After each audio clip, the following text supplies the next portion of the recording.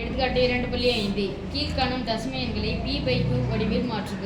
First one 0.3 பார்.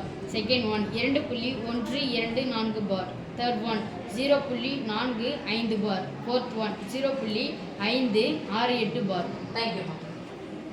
p/q வடிவம் by போட்டாச்சு. புள்ளி வச்சா என்ன போட்டு எழுதணும்? ஈக்குவல் போட்டு பை ஈக்குவல் போட்டு பை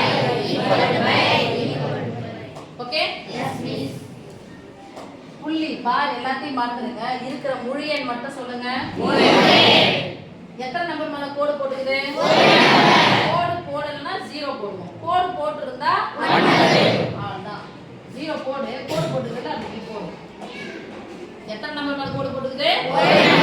ஒரு நம்பர் மேல கோடு போட்டுருந்தா 9. இப்போ போடலாமா? Yes miss. சுருக்கி எழுத முடிஞ்சா சுருக்கி எழுதுங்க. போன கணக்கு நான் சுருக்கி எழுதவே இல்லை, நீங்க சுருக்கி எழுதுங்க. பையெல்லாம் சொல்லக்கூடாது, பாய் வலிக்கும்.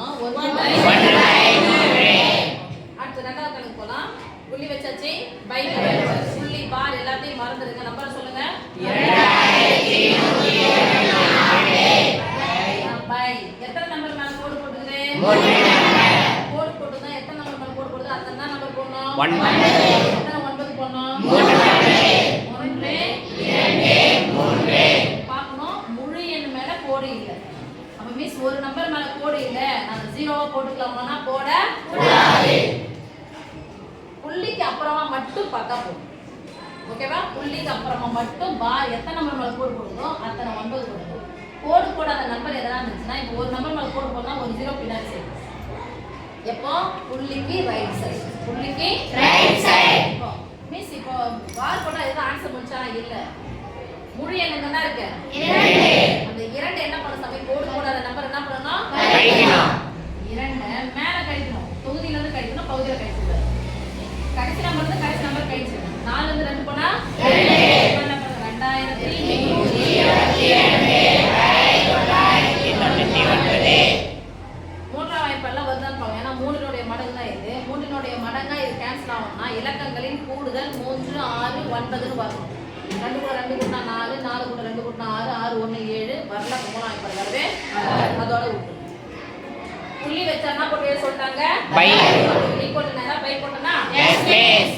அடுத்து புள்ளி பார் எல்லாத்தையும் மறந்துச்சு. முழு எண் சொல்லுங்க. 45.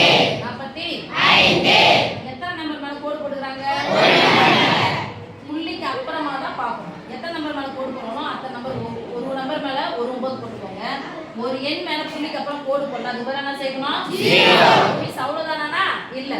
கோடு போடாத நம்பர் என்ன பண்ணி நகரங்க கழிக்கணும். எதுல இருந்து கழிக்கணும்? பகுதியில இருந்தா தொகுதியில இருந்தா தொகுதியில இருந்து 4 கழிக்கணும். 4 மேல கோடு போடல. அதனால என்ன பண்றோம்? 4 கழிக்கணும். 45 ல இருந்து 4 போயிடுச்சா மீதி 90. சார் 41 என்பது பகாயம். இதுக்கு அது சம்பந்தம் இல்ல, அப்படியே விட்டுருங்க. புள்ளி வச்சா என்ன போட்டு சொல்றாங்க? புள்ளி பார் எல்லாத்தையும் மறந்துட்டு முழு எண் சொல்லுங்க.